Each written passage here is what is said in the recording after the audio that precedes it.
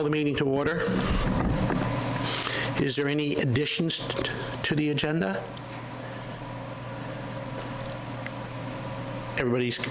This is a committee of the whole, so there's anything?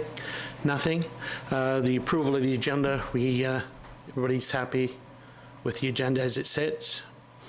The only addition is we have an announcement to make at the beginning of our meeting.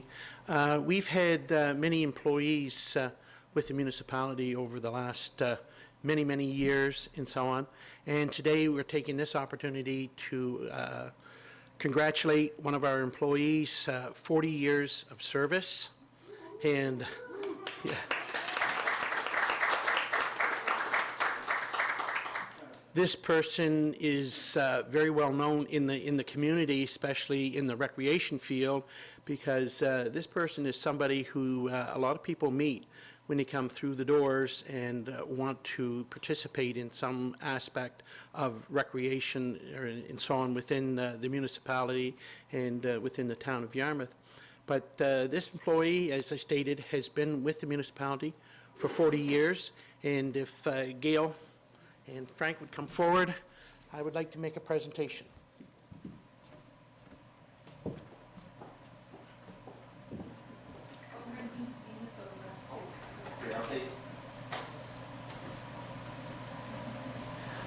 Sir?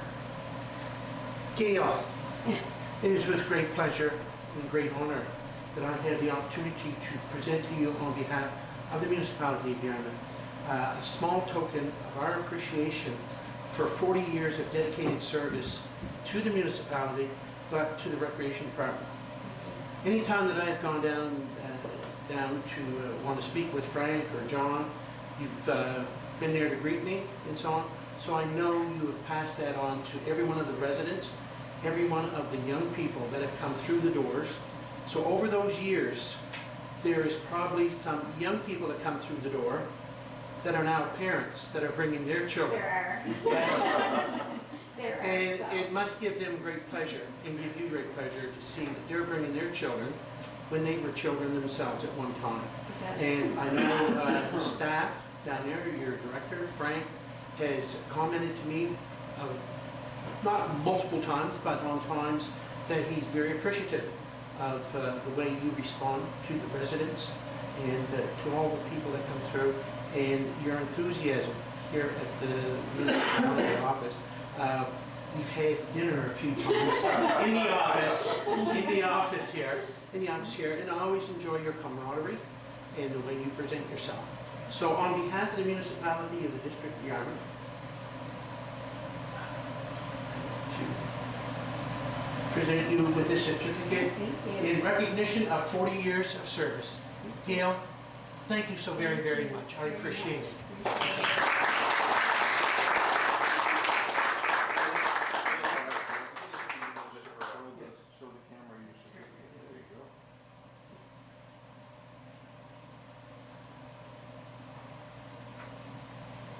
Thank you. Congratulations. Appreciate it. Thank you. Thank you for your service. Thank you, Gail. I'm going to give you Thank you very much. It's really appreciated, and I've enjoyed every minute. Yes. Thank you.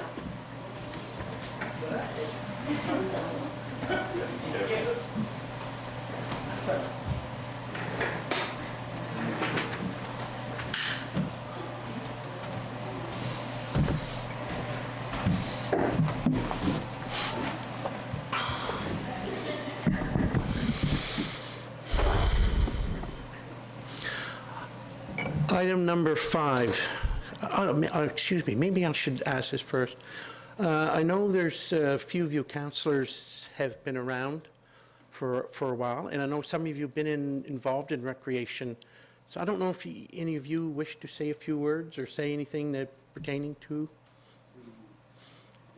about Gail. Turn your mic on. Well before I started working with the town, and like I say, she's certainly been an asset to the recreation department. And I can remember registering our children there, and now we have a grandson that lives in Yarmouth who registered too, so she's seen like Yeah. 2 generations of it, right? So, yeah, so it's very impressive. She's done always there. Okay. Very good. Anybody else? Go ahead, Councillor. Well, like Lauren, I've been on the customer side a couple times in the sense that we've had some dealings with recreation and so forth. And Gail is all like exemplary employee, always smiling and very, very helpful and knowledgeable. And I guess some of that knowledge comes from being at the job for 40 years. So she's had lots of experience, and will be sad to you know, when she ultimately retires. So yeah. Okay. Thank you very much. Item number 5, presentations, 5.2, Yarmouth Splash Park. Linda Gallagher, please.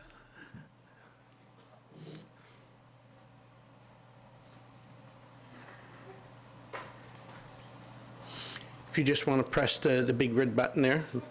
Okay, your mic is on now. First of all, I'd like to thank you for allowing me to speak to you. My dad was longtime councillor and mayor of Digby, and I know everyone's coming and asking for things, and so I do appreciate you taking the time to consider the idea of a splash park in our community. As a mother, grandmother, retired teacher, and having done some traveling with my grandchildren, nothing has brought more joy than a splash park as an opportunity for my little ones. You can't go by one without you hearing the noise before you even see it. Some of it's yelling. It would have, like my husband yelling when the water dumped on his head, the bucket dumped on his head. My grandson said, "Just go stand over there, Grampy, it won't fall." And then he tried to get me to do the exact same thing. I'm like, I'm not that naive. You might be 4, but I'm not going under that that bucket. And so when the idea of a splash park came to a lot of discussion with parents and grandparents, we decided that we would form a committee. And when I look at research in this area, along with mental health issues and poverty, I thought that this park would certainly address a lot of those concerns. One, families are struggling, and the idea of an outdoor recreation opportunity that was free, drop in, you could use it every single day, was very appealing. The idea, too, of children being active, giving lots of opportunities for communication, social interaction, and mental health. One of the things that they talk a lot about is the idea of unstructured play, and nothing would support that like a splash park.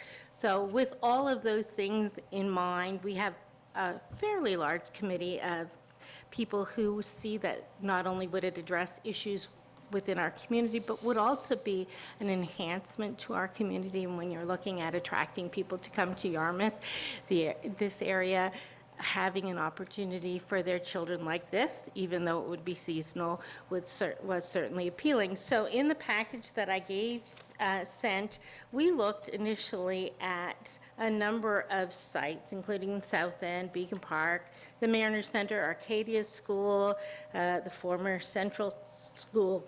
We met with Carrie Monroe-Muse, who has experience in this area, and she gave us kind of the criteria so that we could look fairly at each of those sites in terms of what would be the best thing from accessibility, because this park would be something that we would see seniors, people with mobility challenges, all of those kinds of things. And so we wanted to be fair to each of those sites, as well as any other site that was brought to the committee. And so you have the list of those: availability of changing rooms, parking, shade, accessibility, transportation, water availability, owners of the land, expansion ease, connection to other facilities, and security and lighting. So when all that was said and we looked at all of those things with the lens of accessibility, family-friendly, healthy opportunities, we decided that the Mariner Center probably best fit all of that criteria. And so then Phil Mooney and Frank and myself, we did a road tour. You have to ask Phil Mooney about it. He did get a little wet. I guess he really wanted to try everything out. Anyhow, we had, so to get a sense of what was available, and in our province and in our area, I've also been to the one in Shelburne.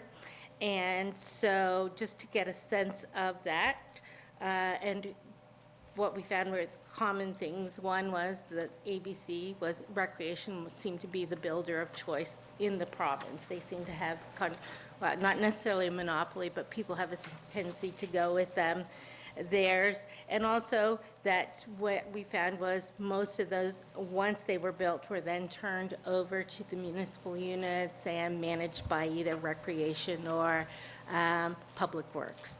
And so that's kind of where we are. I have kind of listed some of the things that, one, I guess the biggest one is that we would need permission from the owners of the Mariner Center to proceed. We would need 206 square meters. Is that me?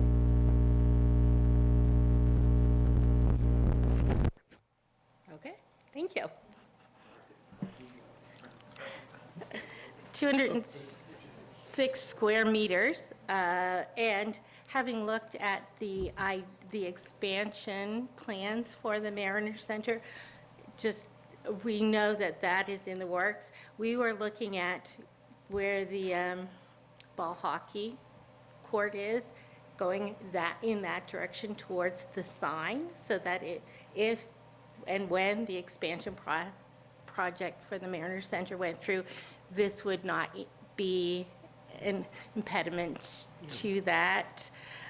We would need that 206 square meters along with a building of some sort that would house the operational equipment and change rooms, just because we felt that, and having looked at the one in Kentville, it would not have to be a large building, but just we thought people going in and out of the Mariner Center to change would probably not be.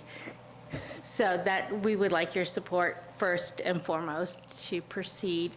Our hands are kind of tied without a designated site, because when you're asking different levels of government for funding and applying for grants, that is one of the things that we've been asked. And so that is kind of the first thing for our committee. Eventually, we certainly would like to come back for financial support. I've spoken to Zach and Chris D'Entremont. We would also had some discussions with the town about using the community enhancement program as a way to channel the funds so that we're not operating another account outside of that. And we're just looking for your support and eventually the willingness to take this over, much like Skate Yarmouth. I was on that committee as well, and the old Milton School site, park, all of those things that then eventually get turned over, so. Okay. Is that your full extent of the presentation? Yes, or- and I have, in the package, I included pictures. Yes. And costs,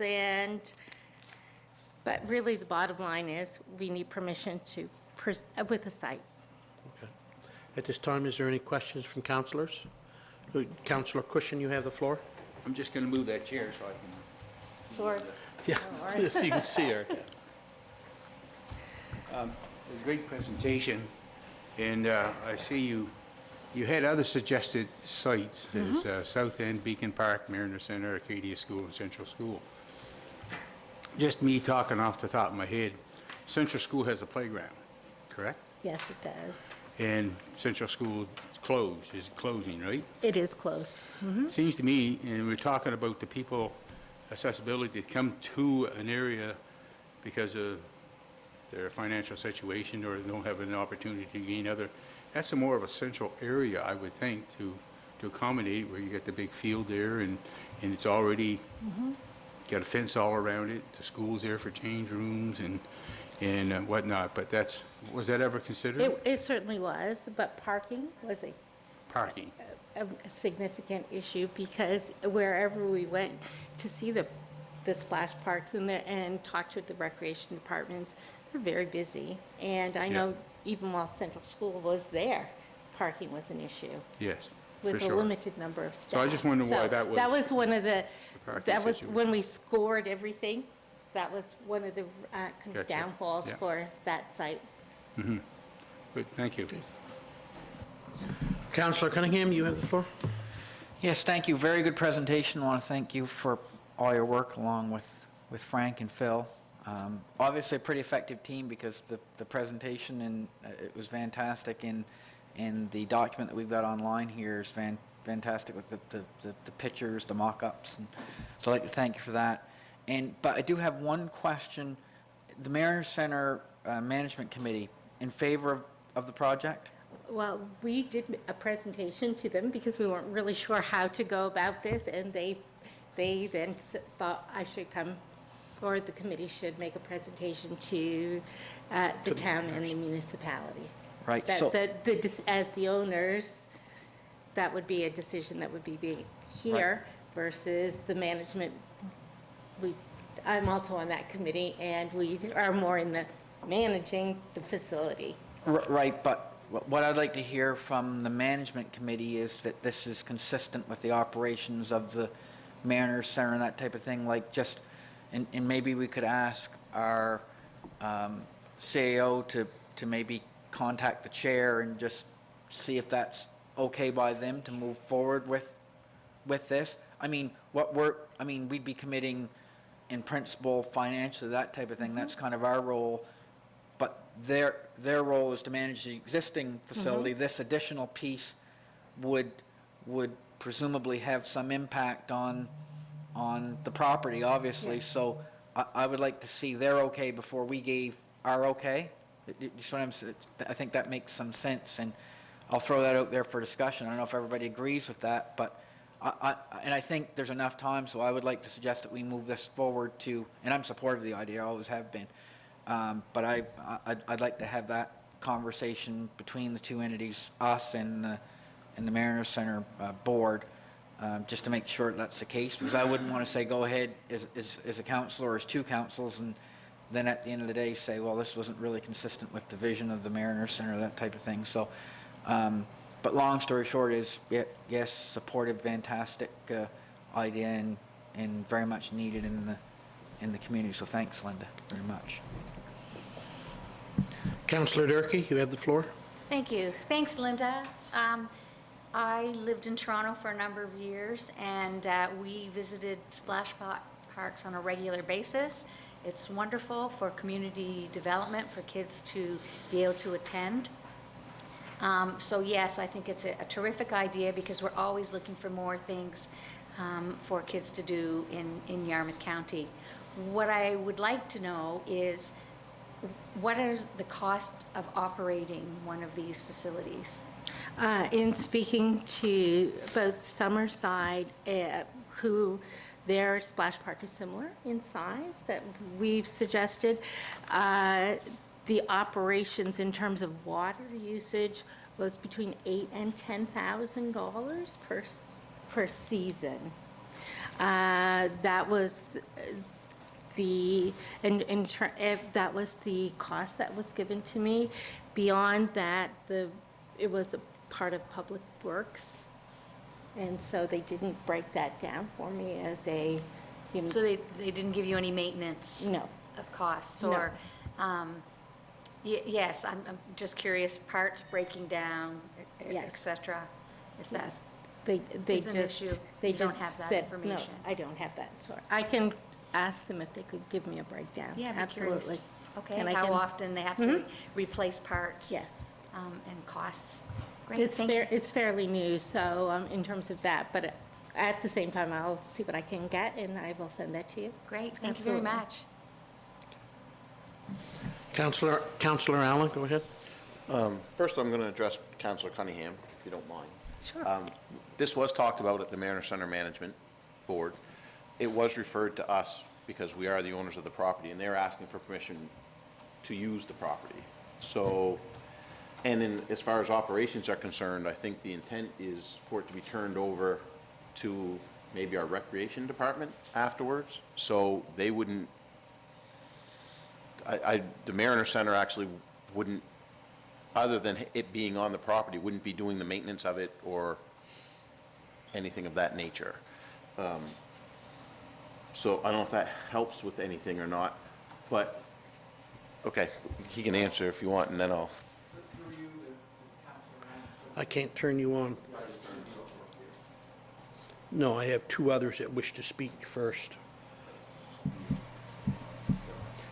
Okay, go ahead, Trevor, and then... Yeah, so I guess so we can move that piece of business out of the way. So your understanding of the Mariner Center board's view of this is they're fine with it, provided we give the okay for it to be on site and that type of thing. There's no reason for me as a councillor to be concerned that the Mariner Center board would not look on this as favorably, is what I'm saying.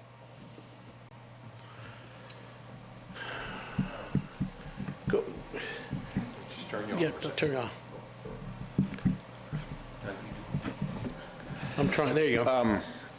We never really, we never really discussed that point to that extreme yet, because without permission from us to use the property, it was kind of a moot point, I guess. But my other questions, before we get into all that, my other question was to Linda, because I'm just kind of writing. So I see the cost on here, but where you're going to put it, we'd have to build washrooms?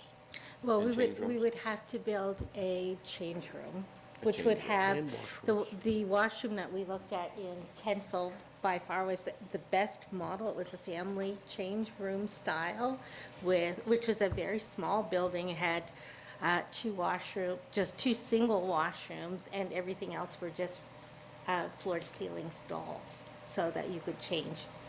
So that part of the building, that is something that we, in our budget, looked at about $100,000 as, Over and above the 182? yes, yes. And we thought that may be something as the committee, when, based on the expertise of the builder, the splash park builders, those are something we could look at, getting some in-kind things, whereas we couldn't do the same with the splash park. I know when we met with one of the, I think it was Berwick, they had talked about using some of their people initially to do the building, and that was a building of the splash park. Yeah. And that was a problem for them, because then ABC had to come back in and repair.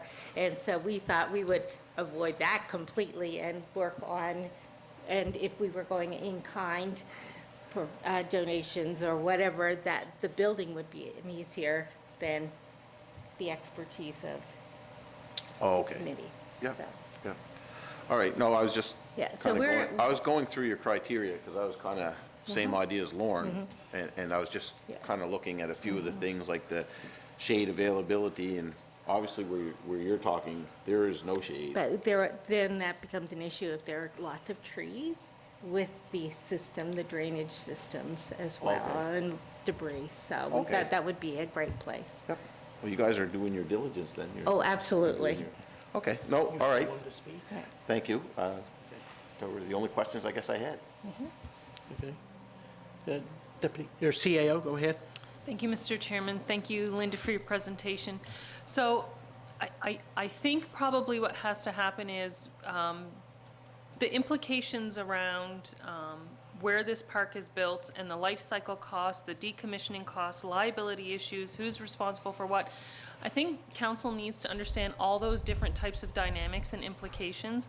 So I'm willing, maybe to work with Jeff and Alain and see if we can develop some sort of collaborative staff report on the initiative so that the municipalities would understand the implication. Frank and I actually haven't had a conversation about what the impact would be on the recreation department. I don't know from my lawyer how we divide a line between the Mariner Center operations and the Splash Park operations, in terms of who buys what liability insurance and all those things. We need to understand them. So just so that council has as much information as possible prior to moving forward. Okay. Deputy Warden, you have the floor. Thank you very much for your presentation, and I want to put this caveat first. I think a splash park is a great idea. However, I'm a little concerned about the location, and the reason why I bring up the location at the Mariner Center is I live inland. There's sometimes a 10, 15 degree temperature difference. When it's 20 degrees in town, it's 30 degrees out in the country, or vice versa. I don't know of a lot of people out in the country that would come out to the Mariner Center to use a splash park when it's cold. We usually have people come inland. That would be one of my only concerns with the location. And Victoria also mentioned too about maintenance costs and stuff like that. I'm kind of curious to know how much it would cost for chemicals in the water, in regards to bromine or chlorine or anything like that. I do own a hot tub, so it's quite intensive on making sure that that's checked every day, the pH levels are proper, the chlorine, bromine, stuff like that. I'm a little concerned on who would that fall onto. There's a lot of questions, but as regards to the location, I'm concerned that we could find a little bit better location, a little closer inland, not necessarily at the Mariner Center. Good point. That's Good my point. only point. Well, I certainly know, sorry, Oh, no. of families that travel to Shelburne on a regular basis to utilize their splash park. And we have not necessarily know the weather. I just say, it's a great day, let's go to the splash park. Okay. Councillor Cushion? Sorry. Thank you again. The location, I mentioned Center School, I thought would be a good one, and you explained about the parking part of it. But I have to kind of agree with John, which I was going to bring up this time, that Mariner Center, you're out in the open, and lots of wind, and it could get cool. Whereas another site that had been looked at years ago, not for so much of a splash park, but for a water feature, was Beacon Park. And again, there's playground, there's gazebo, there's a park area, and as for the leaves on the trees, I don't think that's a big issue because there's Frost Park Fountain is surrounded by trees, and usually when the leaves start to fall is when you're closing it down anyway. But, you know, you guys decided Mariner Center, so be it. But personally, I think it's too open of a place with coolness, wind, and whatnot. That's on my own opinion, so. Councillor LeBlanc? Turn your mic on. Put it on. Yeah, go ahead. Thanks, Linda. The one thing, everybody asked the questions, I guess I don't have to ask. Only the total price, you have to have some kind of a cement pad. Is that included in that That is price? included in the Okay, installation. and what about the building for mechanical equipment? That is, in our budget, we budgeted $200,000 for the splash park and the installation, $50,000 to look at water to and from the splash park, piping or whatever needed to be, and the startup, and $100,000 for a building. So you're talking about about 350. 350. Okay, thank you. Okay. Linda, I guess that's all the questions this time. As you heard our CAO mention that you should be in touch with Alain and with Jeff to Yes. have some discussion. She'll also have to be in touch with the Mariner Center. When I read your presentation, I had a couple of questions. One was the liability insurance. And item number 6 here was willingness to take over the operations once the construction has been completed. And I fully understand that part, but one of the things that municipal units has to look at is the cost of everything. Absolutely. Whether we purchase a truck, you know, the cost of running it, maintaining it, and so on is very important. So that is something that will have to be looked at, and that is something that I assume the CAOs will have discussion with your committee and/or with Berwick, PEI, and so on. And again, also with our insurance. But I did hear you mention, or somebody mentioned, that handing this off to recreation. And I'm wondering if this wouldn't, is this something that falls into their budget? Is this something they're willing to maintain, and so on? There's a lot of questions. I believe you'll find that council is in support of a splash park, but we're not going to commit at this time to the Mariner Center or to Beacon or any of them, and so on, other than I think you feel you can leave here confident that we would support in some way the going forward with the splash park, but there's some other criteria that has to be filled in or information gotten before council is willing to make a commitment. All right. So we'll right. go forward from there. Okay. Thank Okay. you very, very Thank much. you. Appreciate it. Okay.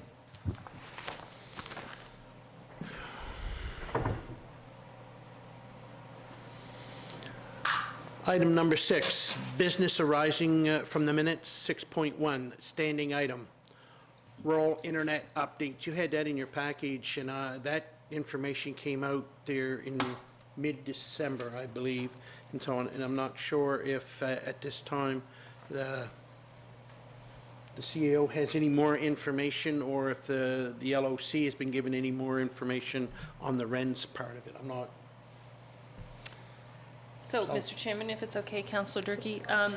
So I reached out to the REN when Develop Nova Scotia issued this update for rural internet to Nova Scotia.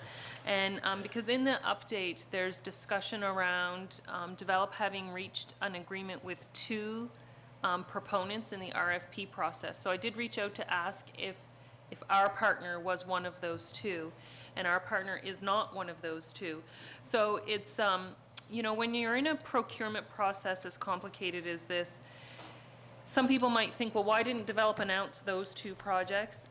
Because it's a batch procurement process, until all of the contracts are negotiated, it might be difficult for them to announce any of them.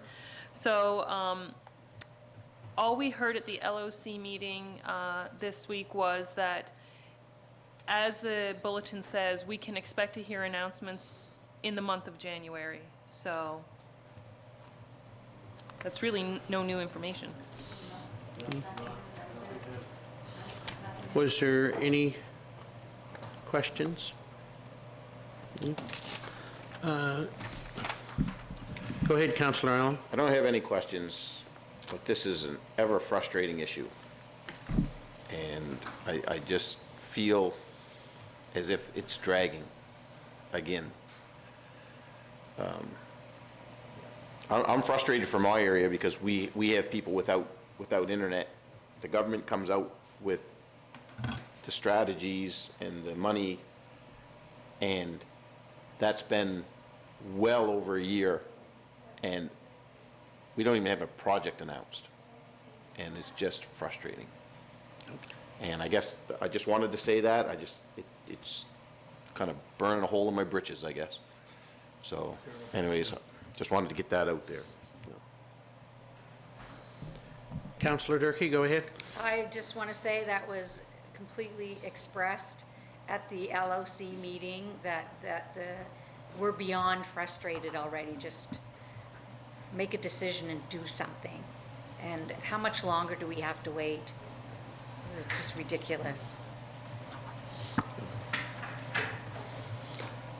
If I may, that is one of the classic questions that is put to me by some of my residents, but also, it was also, as I mentioned in my monthly report from the fall conference, there was a lot of municipal units there, and talking with some of my fellow councillors and wardens and that, They're in the same boat as us. They're very frustrated and so on.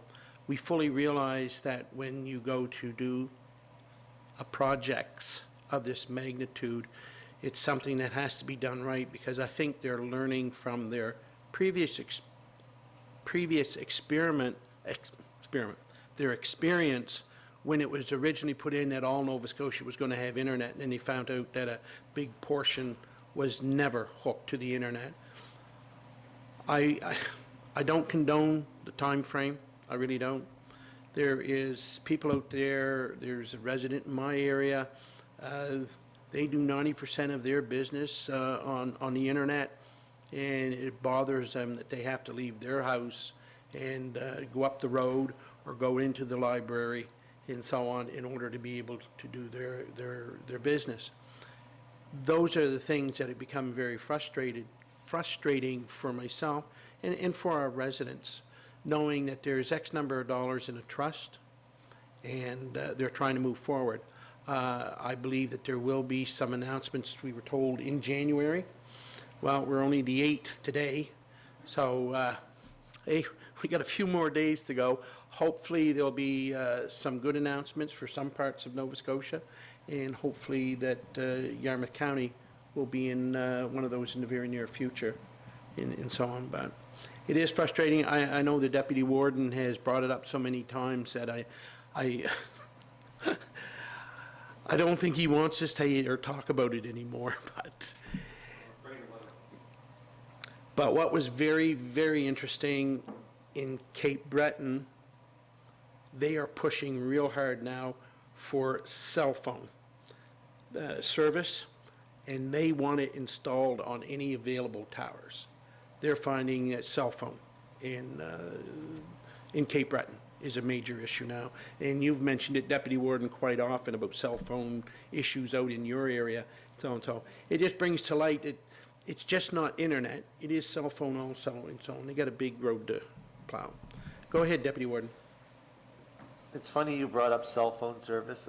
What a lot of people don't know is the only access to some people have, like myself, where I live out in the country, is I use cell phone towers as my internet, and I use what they call a turbo hub. And that's the reason why I keep pushing that when we talk about internet, we should talk about cell service. Yeah. I'm not going to get into the same rant that I've got into time and time again about we have third world countries that have the best internet in the world, and it'd be real simple to put up some towers. In my opinion, I'm no expert on this, but it'd be simple to put up some towers out in the country. We're talking about 5G wireless. Yeah. That's as fast as, so come on, put up some towers. We have Bell that's advertising 5G network service across Canada. Well, these are in the major population areas. Yeah. But this is, what I'm talking about 5G, I'm talking about my cell phone. I had 5G in Halifax, for God's sakes. Yeah. 5G is a gig up and download. Fast. It's super fast. Anyway, we'll see what happens with the announcements Yes. in January 2020. If they're not there, this is a standing item. I'm sure we'll be talking about it again. That we will. That we will. 6.2, Canadian Nova Scotia Offshore Petroleum Board. It's from our November 13th Committee of the Whole minutes. Thank you, Mr. Chairman. So the consensus was to have continuing conversations with stakeholders involved in this issue, and I just wanted to let council know that based on our current calendar, it's probably going to be in the first quarter of the next fiscal year before I'm able to arrange that. Okay. That, okay, fine, thank you. 6.3, Asset Management Policy A-088-20. You have that in your package, councillors? So maybe I'll kick it off, Mr. Yes. Chairman, and if Councillor Cushing wants to jump in as council's rep on our Asset Management Committee. So if you recall, just over a year ago, we began a journey on formalizing our asset management practices, which calls for a policy statement on the part of council around asset management. And I presented in December last year December of 2018, a draft policy, and indicated to council that my preference was to leave it in draft form until the asset management cohort completed their studies with the FCM and AIM network so that we could understand more about the discipline and the theories and what would be involved. And then when a final recommendation on policy came to council, it would be, to the best of our understanding at this point, the framework that we need in order to create a culture of asset management and formalized approaches to asset management for the District of Yarmouth. So the Asset Management Committee met, we reviewed the draft policy. We did make some changes and tweak it a little bit, and what you see before you is what the committee is recommending to Committee of the Whole for recommendation to Council. Questions or concerns? Go ahead, Councillor Christian. Yes, as our CAO mentioned, our committee met and refined some of this asset management policy, and I can't stress enough how important it is for us to adopt this as a policy. I think most of our councillors have read through it, and it's very detailed, and it's something for the future for us to consider. And I don't know if this is the proper timing or not, but I'd like to make a motion that we accept the asset management policy. It would be a recommendation to Council. Recommendation to council? Councillor Christian, Okay. yeah. Okay. Do we have a seconder for that? Or no, we don't need. For a Committee of the Whole, Oh, yeah. yes, right. So, yeah, Yes. yeah, just looking for consensus. Okay. Was there any further questions on that? If not, I have two, and I think they're very easily answered, and I'll direct them both to the CAO. Part 2, definitions. Wastewater retention ponds. The municipality at this time, can you give me an explanation on those? Sure. So that list is a list of examples, just so a reader would understand the types of things that could be included. It's not meant to infer that we have wastewater ponds. Okay. And the other one is Part 6, roles and responsibilities. And it's the very last bit of information, approval by resolution, the asset management policy and any amendments, but it's the last one on that list. It says undertake formal community consultations. Now, does that mean on what? On everything or any? So if there's an asset management issue that requires consultation, that council would lead that, and it would be formal. Okay. Yeah. Okay. I'm fine then. Everybody's good with that? 6.4, fee policy F-044-02. You also have that in your package. So this is, Mr. Chairman, if Go that's ahead. okay. This is largely housekeeping. What we've done is we've provided you with a document that shows the changes, the markup. So for example, we've deleted criminal record check because the fees are waived, so we're just deleting it off the list. We've included where the development office fees were in an appendix, we've included them in the body of the policy because other fees from other departments like finance are also included in the body. Dog kennel fees, so we have a contract with the SPCA, we don't actually directly charge dog kennel fees. So that's the essence of what I'm bringing forward today for consensus to recommend to council. Was there any questions or concerns? Oh, I'm sorry. Go ahead, Councillor Durkee. I'd just like to recommend that we take the fee policy forward to council for approval. Okay. Anybody have any questions? If not, I have a couple.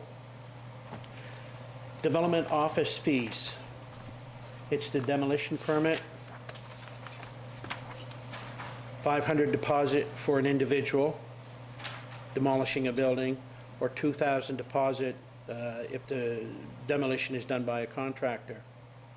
This deposit is refundable after inspection of demolition site and proper disposal of waste material is confirmed. I know there is a formula at this time that calculates roughly the weight of a building that is to be demolished and so on. But I'm just wondering if I, as an individual, come in and pay the 500 and I demolish the building, and I'll say it's a house, and I take it down, and it's been calculated that it's 100 tons. My understanding is the only way that I can get my $500 back is if I dispose of the materials, and usually the disposed materials go across the scale house at our C&D site. If I take and save all the roof rafters, and I save a lot of the lumber and so on, et cetera, and recycle that, and I'll say I only take 50 tons across the scale, am I still entitled to my $500? If you can provide tangible evidence that the material has been diverted from the landfill and is being properly handled. So we have had clients who've had their slips from the scale house and photographic evidence of where Okay. things like roof trusses are stored. Okay. So that the notion behind this is to make sure that waste is diverted and managed Yes. correctly. Yep. Yes, yeah, no, I'm with that.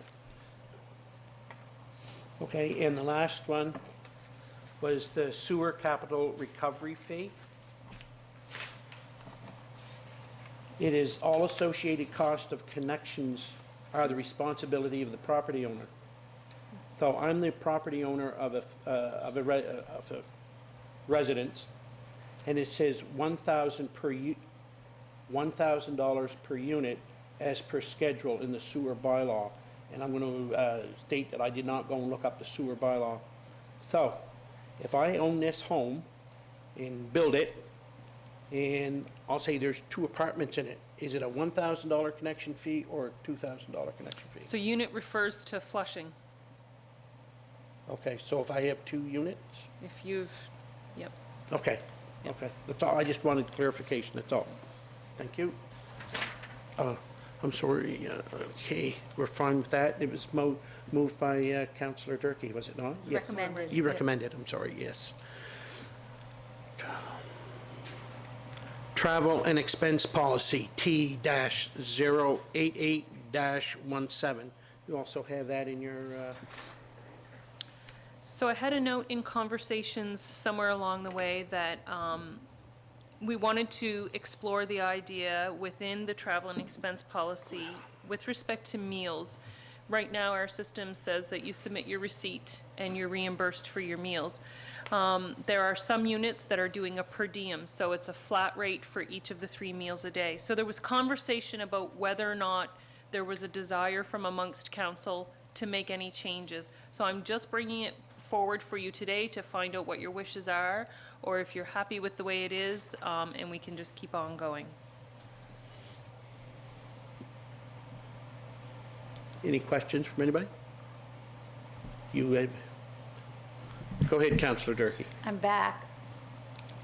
Just in terms of using the per diem versus receipts, is there time saved? I'm sure that there's, in actual fact, there's not that much difference, but just in terms of the paperwork that's associated with it, would it save time for our municipal officers to just use it, if we use the per diem as opposed to have to use the receipts? So I think over the run of a year, probably there are some time savings. And we don't have a lot of this, I want to be clear on that, that we don't have an issue with this or a lot of this, but what can be frustrating is right now, if an individual incurs a bona fide expense and that receipt is lost, there's really nothing in policy that allows myself or the warden to compensate that person for that loss. A per diem is just a standard flat rate, and it just kind of removes some of those issues. You know, there's pluses and minuses to each of these systems. So for example, a per diem on breakfast, if you're in a traveler's style hotel where breakfast is included, it's not an issue. But if your meetings are taking you to a situation where you're in downtown Toronto, $10 won't buy you breakfast in a hotel in downtown Toronto. So there's pluses and minuses. It's simply before you today because there had been some questions and conversation, and so I just wanted to feel council out. Okay. Go ahead, Councillor. Councillor Cushion. I've dealt with a per diem before in some of my volunteer work that I've done over the years, and I found it very handy. And as for the submitting receipts and whatnot, I did have an issue that I never had the proper receipt and never got compensated for one of my meals when I was away at one time. And so that per diem is, I like that one. It'd be simple. And if it costs you more, well, that's up to you, so. Yeah. So I guess at this time, that's the questions being asked in the policy, whether we as council want to go with the per diem, or do you want to go with the receipts? Councillor Durkee, you have the floor. I prefer per diem, quite frankly, then you don't have to worry about the receipts. What I also find too is if you, the way the receipts are made, sometimes the things get rubbed off really easy. So it is easier, it's easier, basically, is my opinion. So is that council's feeling, go with a per diem? Okay. Okay. So do we, So what will happen is now I'll do, with my team, we'll undertake a body of work to do an analysis on what per diem market rates are. We'll use our normal comparators. And then what we will do is we will bring those forward along with an amendment to the policy for council through the proper channels, but eventually for council to approve. okay, that's good. Okay, thank you.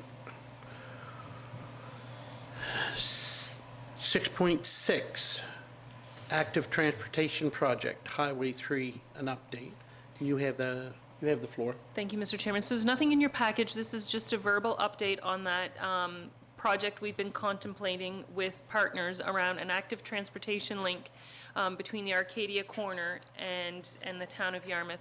So I did work with Lloyd McDougall, the band manager, and we did submit a grant application to offset engineering costs for the design phase to bring forward for the authority to make decisions on. The application went in late, and so it wasn't considered. We've been told that the fund that we applied for has traditionally been an annual fund. So we've got our document ready, and in the new year, when the programs are announced, we will resubmit. So again, that's to offset engineering costs for design of a project to bring before councils for decisions. So all that to say that it'll be the next fiscal year before we revisit that project. Any questions, concern? We see, for those of us that traveled in on the airport stretch, the number 3 highway, early morning, there's a lot of traffic. And in mid-afternoon, there's a lot of traffic going out. A sidewalk project out through that area would be very beneficial for, I believe, both the town, for First Nations, and also for the municipality of Yarmouth, and so on, in the long term, and so on. Item number 7, under new business, 7.1, lead pipes for water supply. 7.1.1 is a site that you can go to, and I think it's there in your package. Halifax Water plans to replace homeowners' lead pipes, the first of its kind in Canada. And it gives you quite a little bit of information and so on. And I believe it was Councillor Cunningham that you asked to have this put on the agenda. Do you have further comments, sir? Go ahead. Just that perhaps we could get some additional information from the town, because they are the owners of the water distribution system, see if they have any such similar plans. I'm not certain if they do, but I'd be interested in hearing from them. And I'd ask that question of the CAO through you, Mr. Chair. Sure, so I can begin by having a conversation with the CAO in town to understand what their monitoring practices are, what the reports have been, what the standards are. And we can kind of just understand the water utility dynamic and then go from there. Absolutely. Just if somebody asks me a question, I think that's something as a council, if residents receiving water, we should know and be prepared. Sure. Sure. Yeah. The only area that I'm trying to think where there's water is up through the Dayton Hebron 340. Here. In here, yeah, Yep, that's what I yep, mean, yep. yeah, into here and so on. We know ours isn't lit here. It's all plastic. We know ours isn't lead, ours is plastic here. And so on, but no, okay. So everybody fine with that? Someone, move on? Oh, 7.2. The Halifax something flight. The who? Is that how you pronounce it? I wasn't going to tackle it. I figured you would. Flights, you have that in your package. I don't know what discussion you wish to take forward from there and so on. Again, Councillor Cunningham, go ahead. Right, so there was in December 5th, Chronicle Herald, there was a newspaper article about Chinese airline to start direct charter flights to Halifax next fall, which I think is a pretty positive development. Guangzhou is sort of inland from Hong Kong, and if you go to Hong Kong, you can go to Shenzhen, which had about 30,000 people like 40 years ago. It's got about 7 million now, so it's a huge city. And then you can take a bus or train or whatever, and you can do Guangzhou, and it's about another 2 hours. So there's 3 huge cities within that area, and there's probably, I think in the news story it said there's like 50 million people in that area. So that's I think that's the province should be congratulated for having that direct flight access to Halifax. I think that's quite a positive development.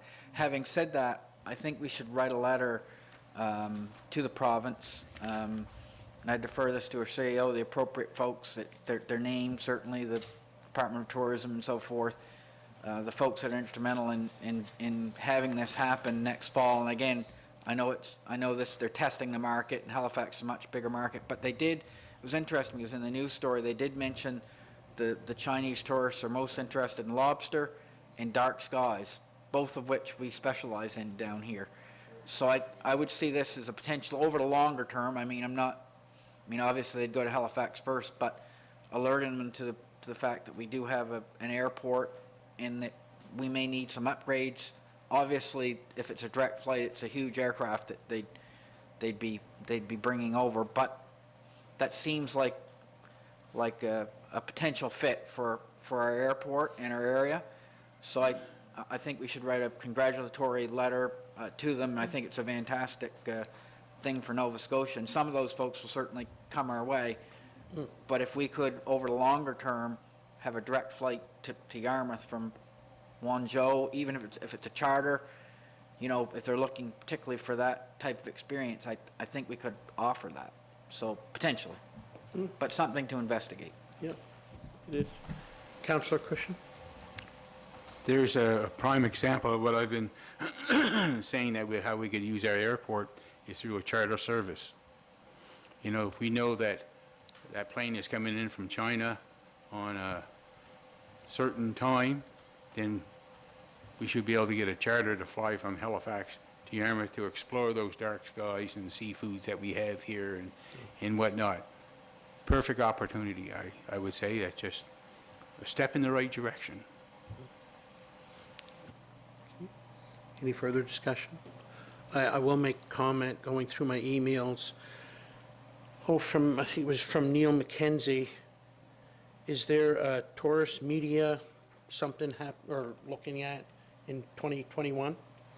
Another great opportunity, if it is hosted or we were able to host that here, to get all of that tourism information, related information out. It'll be read somewhere, and as they say, if they're flying into Halifax, as Councillor Cunningham said, maybe they'll explore this end of the province. You just won't go into the Halifax area, but something else. It's a good thing. So it's consensus of council that we do a letter of. Yeah. Okay. 7.3. Accessibility Planning Toolkit for Municipalities. You had that in your package also, councillors. What is your thoughts on? I have it in here somewhere. Go ahead. Thanks, Mr. Warden. So I bring this before you because it is an action item. I'm looking for committee of the whole to recommend to council that the CAO begin the process of creating our accessibility committee, which is required, and that's our first step. So we just need it on the books to proceed with that. Okay. Recommendation, okay. Councillor Cunningham, go ahead. So yes, I'll just recommend from the committee of the whole that the CAO proceed with assessment. that work, with the accessibility planning for, in the committee. Agreed. It's agreed? Give her something else to do. Yeah. 7.4, consolidation. Councillors, I think there was a piece in your package on that. What is the wishes or discussion of council? Oh, I'm sorry. Go ahead, Councillor Cunningham. Right, just as a little bit of background, and I think that a lot of that will be contained in the formal resolution, but there has been, over the years, some talk about potentially consolidating with one or Yarmouth and/or Argyle and/or both of them, I guess, or both of them. And there is some merit in it, and obviously there are some things that we need to investigate on both sides. So really, what I'm about to say is a fact, is to promote, the resolution will promote a fact-finding mission on behalf of all the councils, or allow that to happen in concert with the province, Nova Scotia. So this isn't going to bind us to anything. It's a fairly long process, and we'll be talking to municipal residents over the weeks and months to come, certainly, to hear their views. So having said that, I'll say, where is the municipality of the District of Yarmouth Council 6 strategic priorities include 4 of a regional context, indicating an acknowledgement of the strength in regional context, and whereas the municipality of District of Yarmouth Council seeks to foster a vibrant, safe, economically strong, and diverse community through an enduring legacy, and whereas the councils for the municipality of the District of Argyle, the municipality of the District of Yarmouth, and the town of Yarmouth recognize the critical importance of regional cooperation to the growth and prosperity of the region, and whereas council values the importance of building on past efforts for regional cooperation and understands that further collaboration benefits all residents of the region, and whereas the councils for the said municipalities agree that discussions should take place, and underlying discussions should take place with each other to explore opportunities for structural change, and that these discussions would be most productive if coordinated and facilitated by representatives of the province of Nova Scotia. Therefore, be it resolved, and I'll move this, that the municipality of the District of Yarmouth submit in concert with the municipality of the District of Argyle and the town of Yarmouth a formal request to the Minister of Municipal Affairs and Housing for the province of Nova Scotia to coordinate a non-binding, so we're not making any decisions here, it's just a matter of discussing the matter over time, facilitated session between the said councils to discuss the potential consolidation of said municipal units, such sessions to be held within the next 45 days. Oh, Yep, go ahead. my apologies. We'll need to, Recommend. pardon me? You're going to recommend. We're going to recommend that. I will not Okay. move. Yeah, Yeah. to council. Councillor Cushion.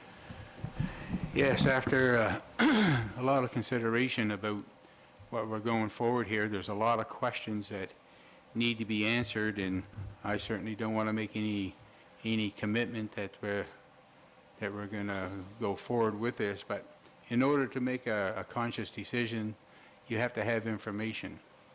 And the more information we can get on about this consolidation possibility, and it's non-binding, as we mentioned, whatnot, I think it's important that we move forward with a session so we can ask questions that we're going to be able to answer to our voters in the municipality.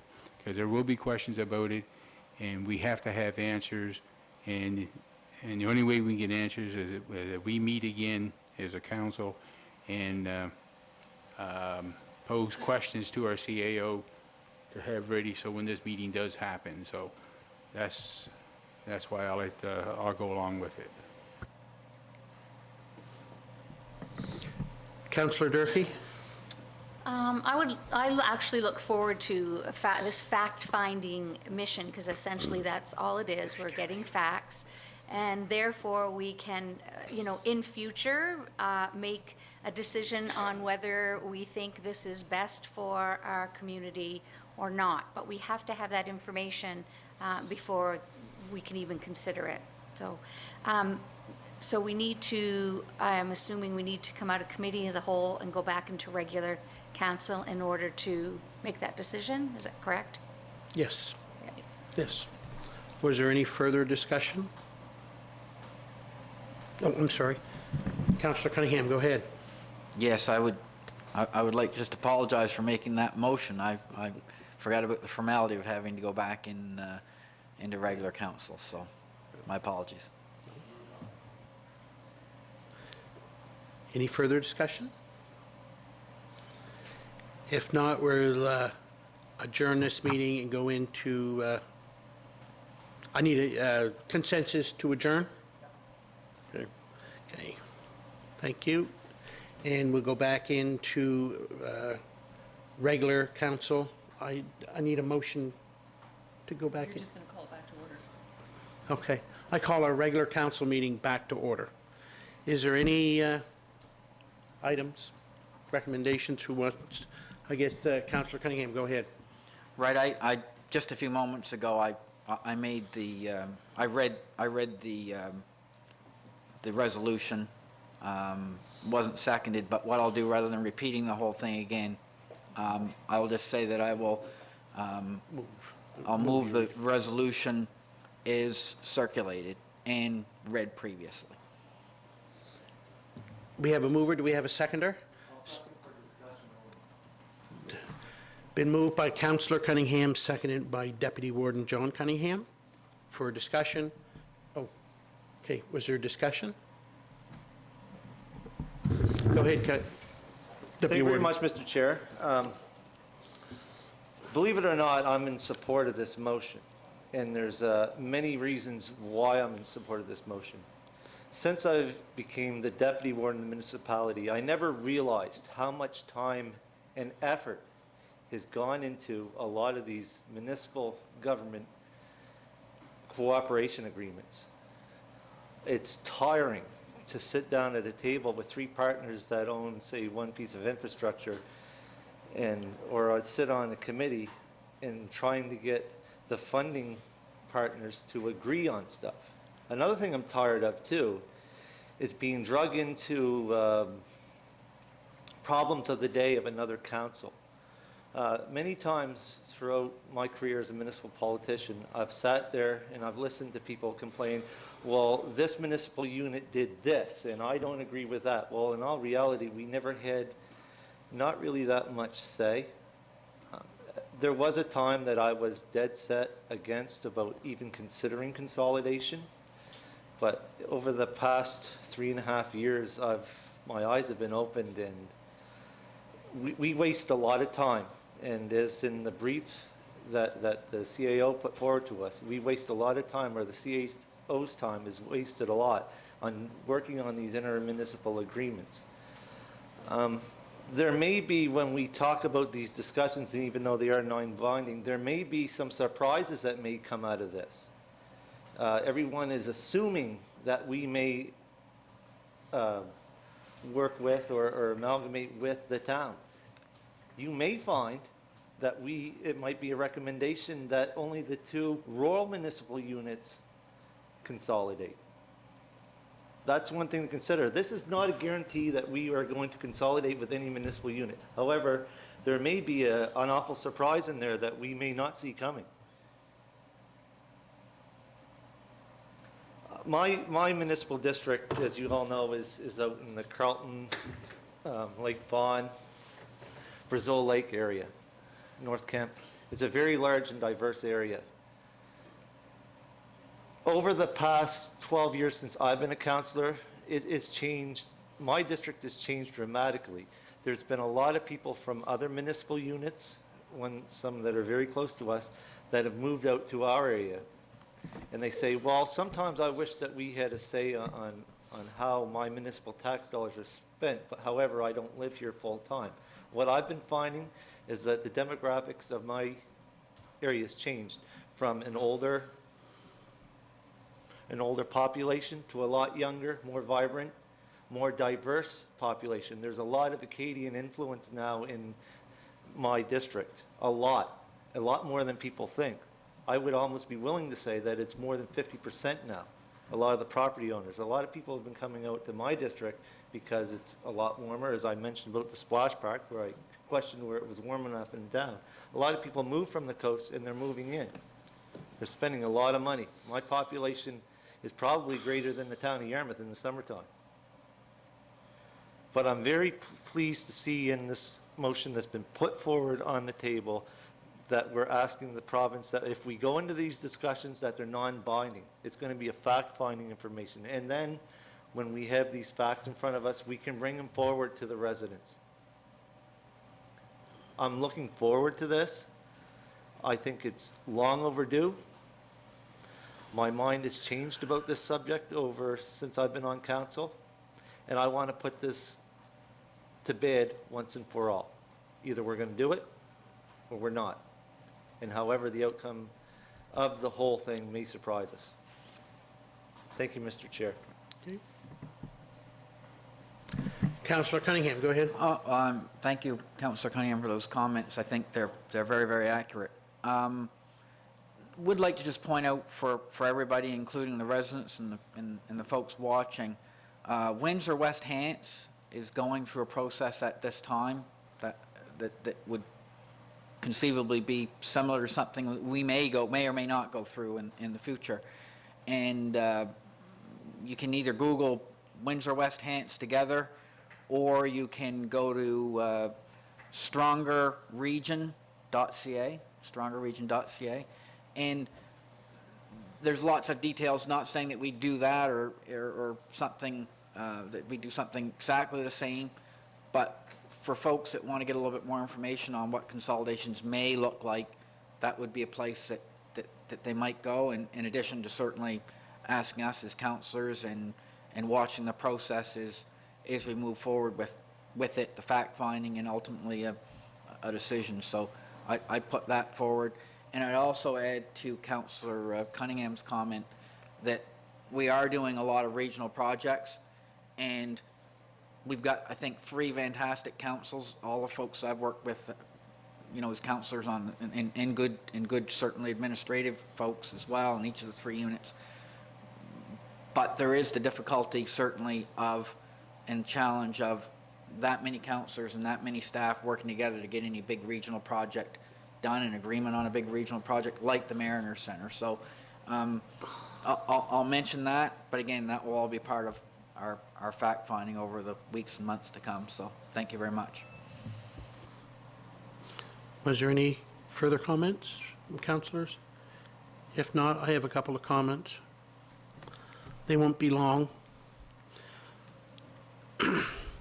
I've been, as you're all well aware, 25 years of sitting as a councillor and so on, and there has been discussion, as I've mentioned to you before, pertaining to consolidation and so on, and it's never moved forward. But in these 25 years, I've also come to realize technology changes.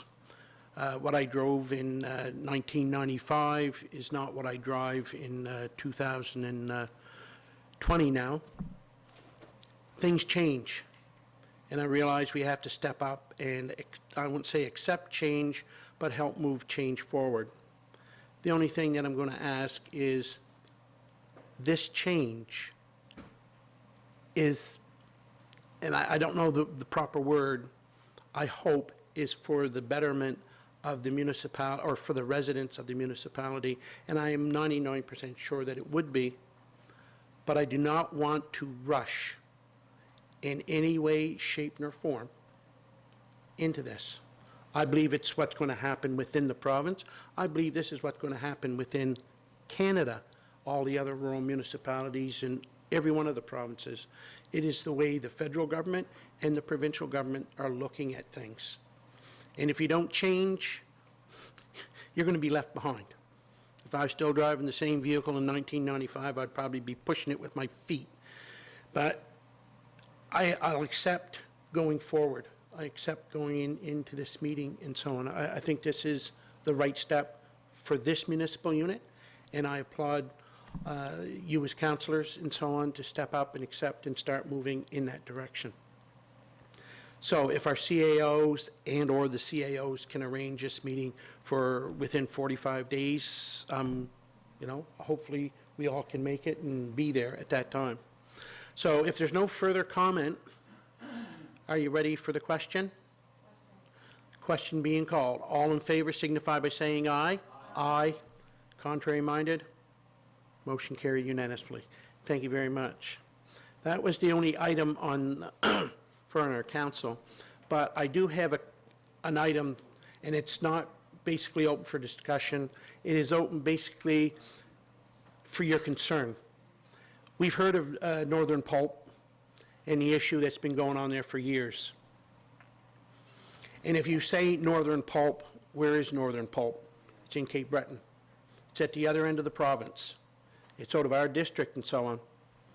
But the CAO and myself have had a short discussion and so on the topic. And it surprised me when the provincial government, and I'm glad they stepped up, that they put X number of millions of dollars into a fund to help either find replacement work, whatever, and so on. But I wanted you as fellow councillors to fully understand, just because it's in Cape Breton, we have foresters here in Yarmouth County that ship there, used to ship there. They're no longer shipping there. There is not a lot of mill assets here in Southwest Nova. There's not a lot of pulp plants in Southwest Nova. They're not even, and so on. So this is going to hurt the industry. Any of the foresters that buy their fuel, buy their tires, buy their equipment, do their repairs at machine shops and so on, they will start and see, those industries will start and see a slow decline and so on. I just wanted to bring it aware. I'm not saying you didn't think of it and so on, but it was the same as when Bowater closed. No more logging truck, no more pulp trucks hitting down to Liverpool, and that hurt back then. And so it's another issue that we have, and the municipality has been looking at a few. So this is just another small one. So go ahead, Councillor Cunningham. So is there any way to quantify the impact on our municipality and residents and businesses? I think we should do that to have some idea as a council how we may advocate for those folks and what it is that we might do as next steps, if indeed there are next steps for us to take. So perhaps, Mr. Warden, we could ask our CEO to start a fact-finding mission for us to see if there is a role that a positive role we can play in this, difficult situation. So I guess a couple of things. We've heard from Freeman's and the owner of Freeman's is that in Liverpool, Caledonia? Yeah. And their plans are to continue operating. They do have some markets for the waste material that they were selling to Northern Pulp. So their plans are to continue operating, which is great news for the forestry sector in our region. I do know that forestry is one of the three main sectors that the Western Wren does consider. So I can reach out to Angelique and find out what kind of metrics they might have on hand, and we can just start there. Was there any further business of council? If not, I'll approve a motion or accept a motion to adjourn. Moved by Councillor Allen. Do we have a seconder? Seconded by Deputy Warden. Thank you very much.